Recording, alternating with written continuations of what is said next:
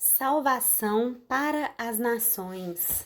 Olá, gente querida, que a graça, a paz, o amor e as misericórdias do nosso Senhor estejam sobre vocês, sobre todos nós no dia de hoje. Eu espero que vocês estejam bem. E hoje nós vamos iniciar o nosso estudo no Salmo de número 67. Mas antes eu quero aqui reforçar a importância de você participar dos estudos bíblicos que acontecem durante a semana em nossa igreja, as reuniões de oração que acontecem antes do culto, 20 minutinhos antes do culto, os horários do culto, tudo isso você pode encontrar ali nas nossas plataformas digitais, no canal do YouTube. Esses estudos bíblicos são deixados para você lá diariamente, para que você ouça, acompanhe, né? E não fique de fora do aprendizado. Além disso, a gente também orienta para que você participe da escola dominical. Ela acontece 2 vezes ao domingo, às 8h30 da manhã e às 17 horas. Então, participe conosco para que você cresça, para que você aprenda a ler a Bíblia diariamente e constantemente, porque ela é alimento para as nossas almas. E hoje, no Salmo de número 67, nós vamos ler, ele tem apenas 7 versículos, é um salmo muito bonito que diz o seguinte: que Deus tenha misericórdia de nós e nos abençoe, e faça resplandecer o seu rosto sobre nós, para que sejam conhecidos na terra os seus caminhos, a sua salvação entre todas as nações. Louvem-te os povos, ó Deus, louvem-te todos os povos.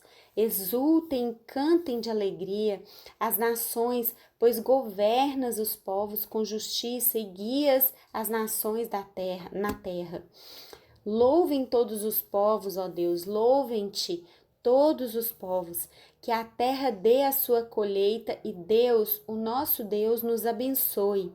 Que Deus nos abençoe e o temam todos os confins da terra.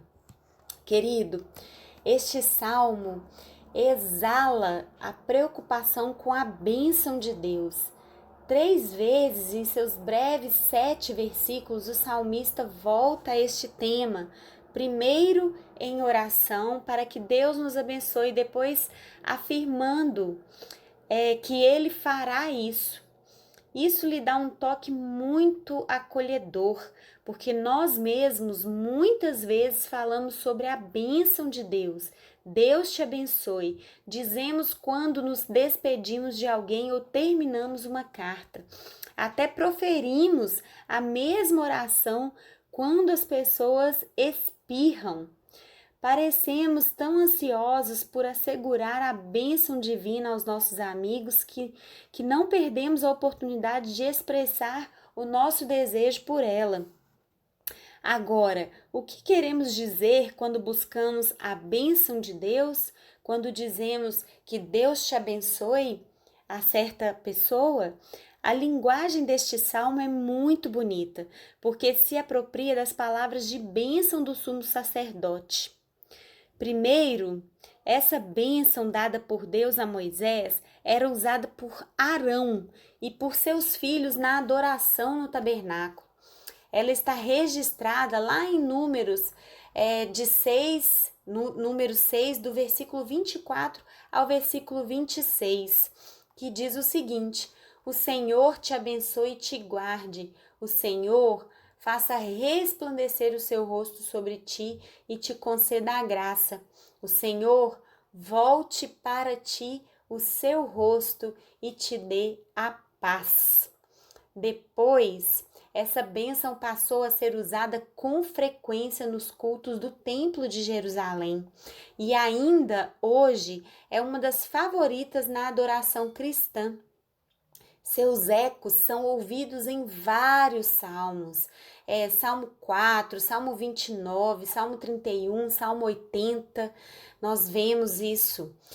Por isso aqui algumas palavras da antiga bênção de Arão formam a base deste salmo, que sem dúvida foi composto para o uso litúrgico no templo.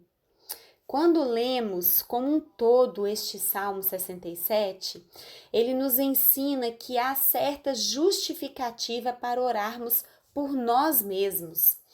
quando diz que Deus nos abençoe, né? A partir do versículo 1 já diz que Deus tenha misericórdia de nós e nos abençoe. Que Deus nos abençoe.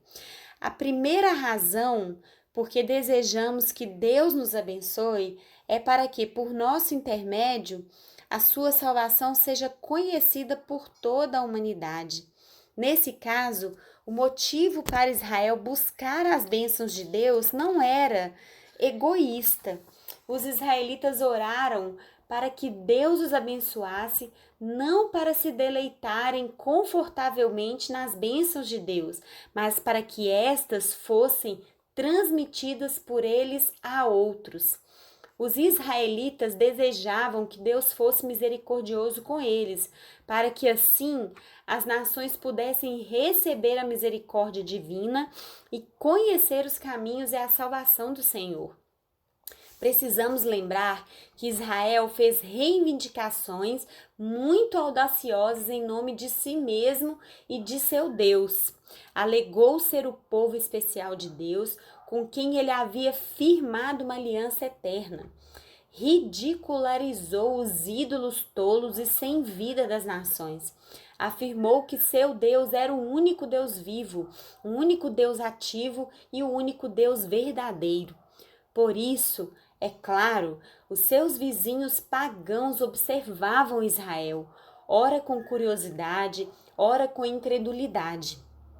Eles queriam alguma evidência que respaldasse a alegação de Israel. Onde está o seu Deus? Perguntavam. Queriam saber o que Deus poderia fazer por seu povo, que diferença ele fez para os israelitas, se as reivindicações de Israel tinham algum fundamento. É por isso que Israel orou no versículo 1, que Deus tenha misericórdia de nós e nos abençoe. Se ao menos a bênção de Arão se cumprisse, se ao menos a misericórdia de Deus lhe fosse concedida, se ao menos Deus abençoasse seu povo de modo especial e a luz de seu sorriso estivesse sobre o seu povo e com ele sempre. De certo, então, as nações veriam por si mesmas? Então as nações teriam uma prova visual da existência, da atividade e da graça de Deus? Então as nações conheceriam o caminho e a salvação de Deus e experimentariam por si mesmas que Ele governa os povos, governa com justiça e guia o seu povo como um bom pastor. No versículo 4 vai dizer: exultem e cantem de alegria as nações, pois governas os povos com justiça e guia as nações na terra. Ou seja, Deus guia e governa o seu povo como um bom pastor. O mesmo princípio opera para os dias de hoje. Os não cristãos nos observam. Alegamos conhecer, alegamos amar e alegamos seguir a Jesus Cristo. Dizemos que Ele é nosso Salvador, nosso Senhor e também o nosso amigo. Que diferença Ele faz para esses cristãos? Pergunta o mundo que vivemos hoje. Onde está o Deus deles? Essa é a pergunta. Pode-se dizer sem medo de cair em contradição que o maior obstáculo ao evangelismo no mundo hoje é a igreja não conseguir dar evidências em sua própria vida e obra do poder salvífico de Deus, ou seja, do poder da salvação de Deus.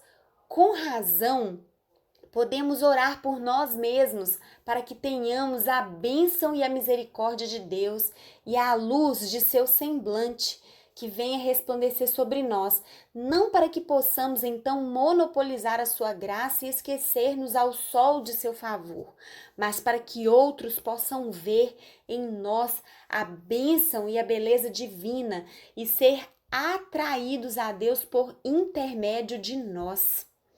Os versículos 3 e 5 formam então outro refrão neste salmo. Vai dizer o seguinte: Louvem-te os povos, ó Deus, louvem-te todos os povos, exultem, cantem de alegria as nações, pois governa os povos com justiça e guia as nações na terra. Louvem-te os povos, ó Deus, louvem-te todos os povos.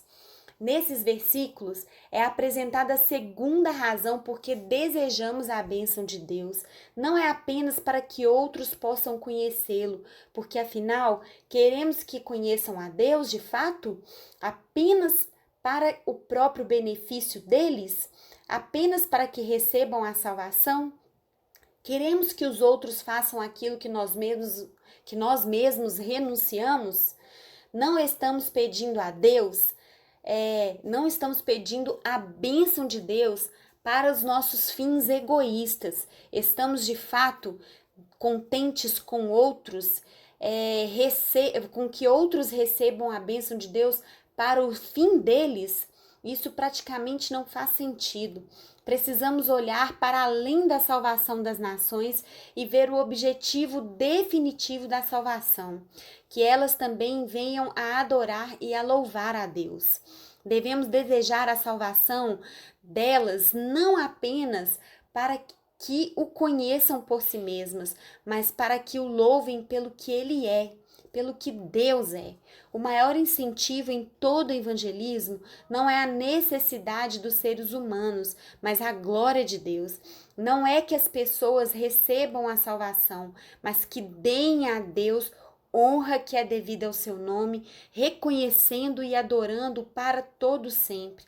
Só poderemos contentar-nos quando todo convertido se tornar um verdadeiro adorador.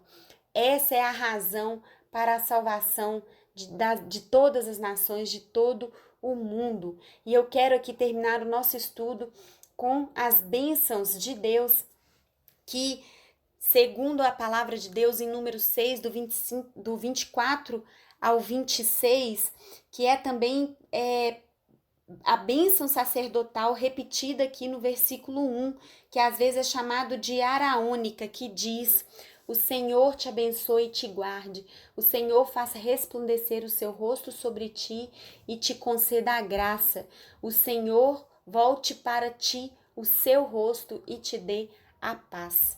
Que Deus te abençoe e até o nosso próximo estudo.